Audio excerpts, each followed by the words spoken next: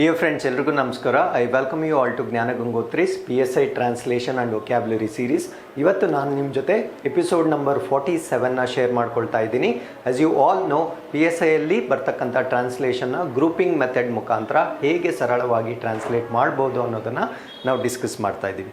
And we are picking sentences from the Prajavani news ಪೇಪರಿಂದ ನಾವು ಆರ್ಟಿಕಲ್ಸ್ನ ಪಿಕ್ ಮಾಡ್ತಾ ಇದ್ದೀವಿ. And this activity is also useful for your SDA court examination, because ಅಲ್ಲೂ ಕೂಡ ನಿಮಗೆ ಒಂದು ಪ್ಯಾಸೇಜ್ ಕನ್ನಡ ಟು ಇಂಗ್ಲೀಷ್ಗೆ ಟ್ರಾನ್ಸ್ಲೇಷನ್ ಮಾಡಲಿಕ್ಕೆ ಒಂದು ಆ್ಯಕ್ಟಿವಿಟಿನ ಕೊಟ್ಟಿರ್ತಾರೆ.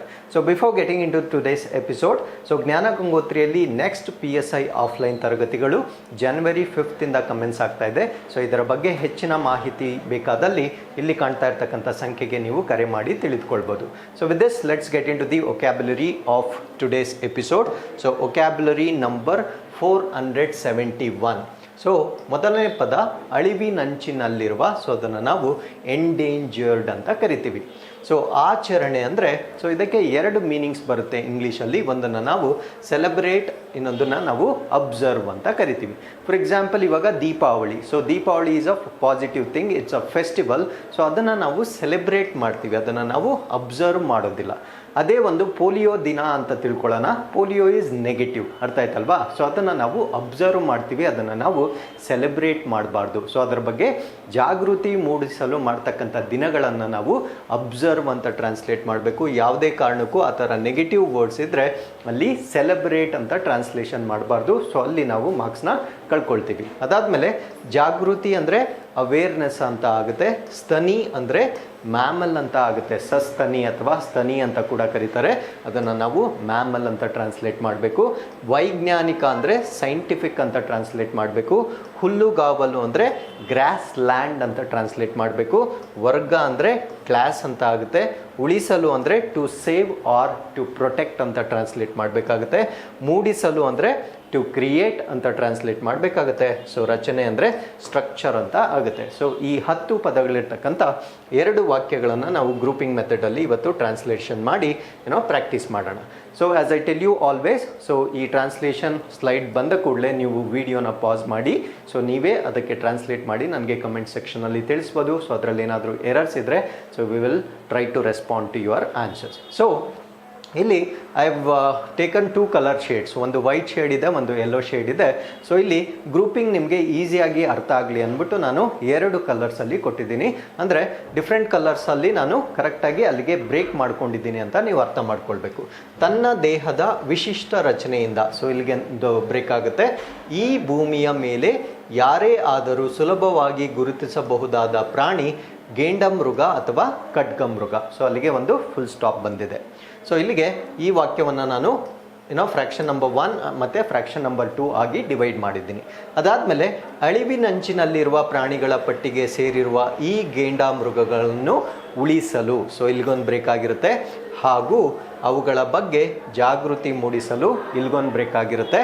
ಸೆಪ್ಟೆಂಬರ್ 22ರಂದು ವಿಶ್ವ ಗೇಂಡಮೃಗಗಳ ದಿನವನ್ನಾಗಿ ಆಚರಿಸಲಾಗುತ್ತಿದೆ.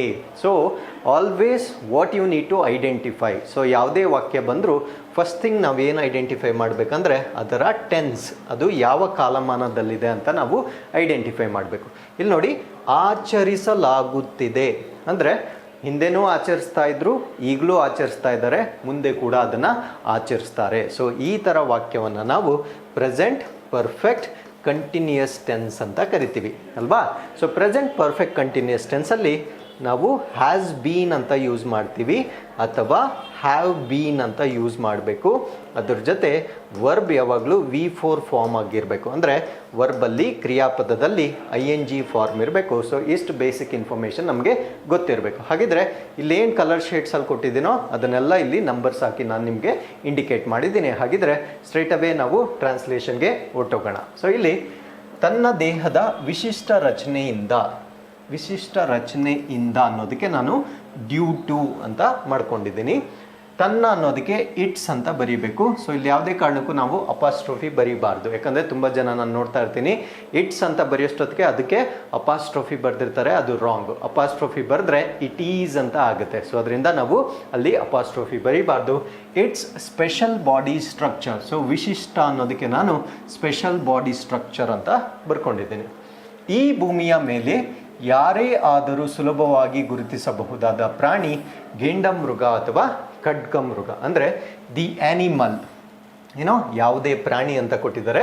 The animal that could be identified by anybody, ಯಾರೇ ಬೇಕಾದರೂ ಅದನ್ನು ಗುರುತಿಸಬಹುದು on this earth is rhinoceros. So ಇಲ್ಲಿ ನೋಡಿ, ಕನ್ನಡದಲ್ಲಿ ಎರಡು ಪದಗಳನ್ನು ಕೊಟ್ಟಿದ್ದಾರೆ. ಒಂದು ಗೆಂಡಮೃಗ ಅಂತ ಕೊಟ್ಟಿದ್ದಾರೆ, ಇನ್ನೊಂದು ಖಡ್ಗಮೃಗ ಅಂತ ಕೊಟ್ಟಿದ್ದಾರೆ. ಬಟ್ ಇಂಗ್ಲೀಷ್ ಭಾಷೆಯಲ್ಲಿ ರೈನೋಸರ್ಗೆ ಯಾವುದೇ ಪರ್ಯಾಯ ಪದಗಳು ಇರೋದಿಲ್ಲ. ಸೊ ಅದರಿಂದ ನಾವೇನು ಅದನ್ನು ಕನ್ಸಿಡರ್ ಮಾಡಿ ಆರ್ ಅಂತ ಬರೆದು ಮತ್ತೆ ರೈನೋಸರಸ್ ಅಂತ ಬರೀತಕ್ಕಂಥ ಅವಶ್ಯಕತೆ ಇಲ್ಲ. ಯಾಕಂದರೆ ಕೆಲವೊಂದು ಪದಗಳು ಆ ಭಾಷೆಗೆ ಮಾತ್ರ ಸೀಮಿತವಾಗಿರುತ್ತೆ, ಬೇರೆ ಭಾಷೆಯಲ್ಲಿ ಅದರ ಟ್ರಾನ್ಸ್ಲೇಷನ್ ಸಿಗೋದಿಲ್ಲ. ಅದರಿಂದ ಈಸ್ ರೈನೋಸರಸ್ ಅಂತ ಬರ್ಕೊಂಡ್ರೆ ಸಾಕಾಗುತ್ತೆ. ಸೊ ಈಸ್ ಅಂತ ಯಾಕೆ ಬರ್ದಿದ್ದೀನಿ ಅಂದರೆ ಈ ವಾಕ್ಯಗಳೆಲ್ಲವೂ ಪ್ರೆಸೆಂಟ್ ಟೆನ್ಸಲ್ಲೇ ಇದ್ದಾವೆ. ಸೊ ಅದಾದಮೇಲೆ ಅಳಿವಿನಂಚಿನಲ್ಲಿರುವ ಪ್ರಾಣಿಗಳ ಪಟ್ಟಿಗೆ ಸೇರಿರುವ ಈ ಗೆಂಡಮೃಗಗಳನ್ನು ಉಳಿಸಲು ಅಂದರೆ ಟು ಸೇವ್ ಆರ್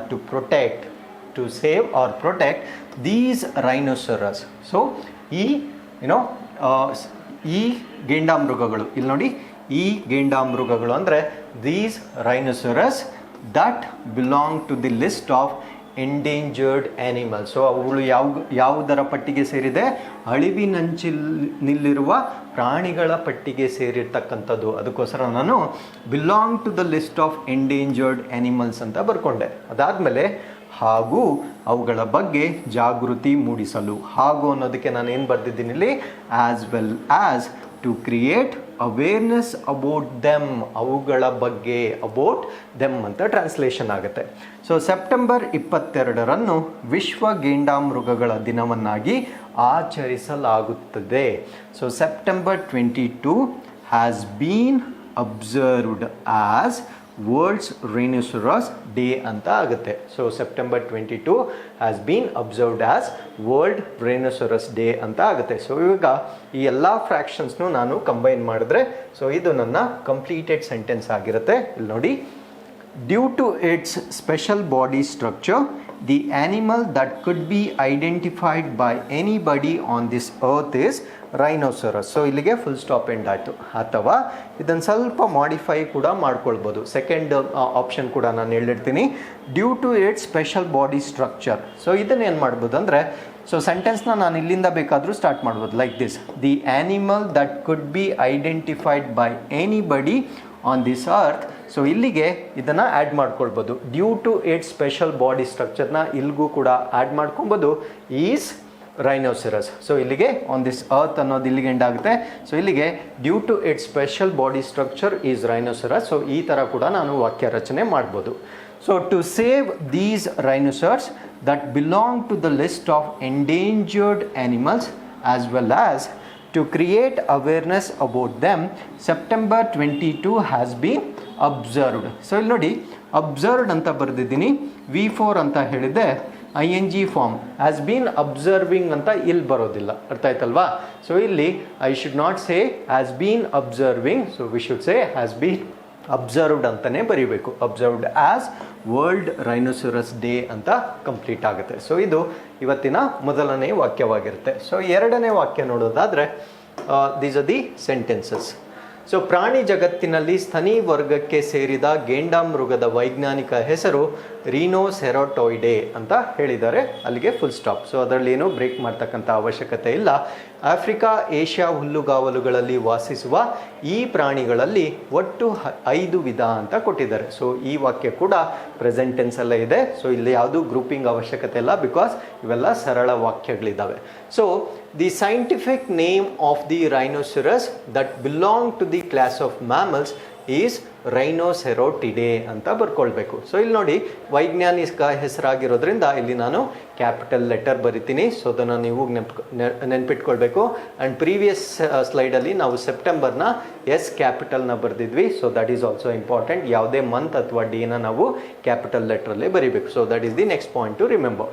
ಸೊ ಅದಾದಮೇಲೆ, this animal that lives in grassland has total of 5 types. ಅಂದರೆ ಸೊ ಇಲ್ಲಿ ಆಫ್ರಿಕಾ ಮತ್ತು ಏಷ್ಯಾನ ಇನ್ಕ್ಲೂಡ್ ಮಾಡ್ಕೊಳ್ಳಿ. This animal that lives in African and Asian grasslands ಅಂತ ಆ್ಯಡ್ ಮಾಡ್ಕೊಳ್ಳಿ. Asian and African grasslands has total of 5 types, ಇದರಲ್ಲಿ 5 ವಿಧಗಳಿವೆ. ಹಾಗಿದ್ರೆ ಇದರ ಒಂದು ಕಂಪ್ಲೀಟ್ ಟ್ರಾನ್ಸ್ಲೇಷನ್ ಇಲ್ಲಿ ನೋಡೋದಾದರೆ, so this is the final answer. The scientific name of the rhinoceros that belong to the mammal is Rhinocerotidae ಅಂತ ಆಗುತ್ತೆ. This animal that lives in African, so ಇಲ್ಲಿ ಆ್ಯಡ್ ಮಾಡಿದ್ದೆ ನೋಡಿ, that lives in African and Asian. So ಇಲ್ಲಿ ನೋಡಿ A capital ಆಗಿದೆ, A capital ಆಗಿದೆ. So ಇವೆಲ್ಲ ಪ್ರಾಪರ್ ನೌನ್ ಆಗಿರೋದ್ರಿಂದ ಕಂಪಲ್ಸರಿ ನಾನು ಕ್ಯಾಪಿಟಲ್ ಲೆಟರ್ಸಲ್ಲೇ ಬರೀಬೇಕು. Lives in African and Asian grasslands has total of 5 types. So ಅದರಲ್ಲಿ 5 ವಿಧಗಳಿದ್ದಾವೆ ಅಂತ ಇಲ್ಲಿ ಹೇಳ್ತಾ ಇದ್ದಾರೆ. ಸೊ ಇಲ್ಲಿಗೆ ಇವತ್ತಿನ ಟ್ರಾನ್ಸ್ಲೇಷನ್ ಕಂಪ್ಲೀಟ್ ಆಗಿರುತ್ತೆ. So as I already told you, so PSI next batches will be commencing from January 5th. So if you want more details you can contact us. And PSI test series ನಿರಂತರವಾಗಿ ನಡೀತಾನೆ ಇರುತ್ತೆ. So you can enroll at any point in time. So thanks for watching. ನಮಸ್ಕಾರ.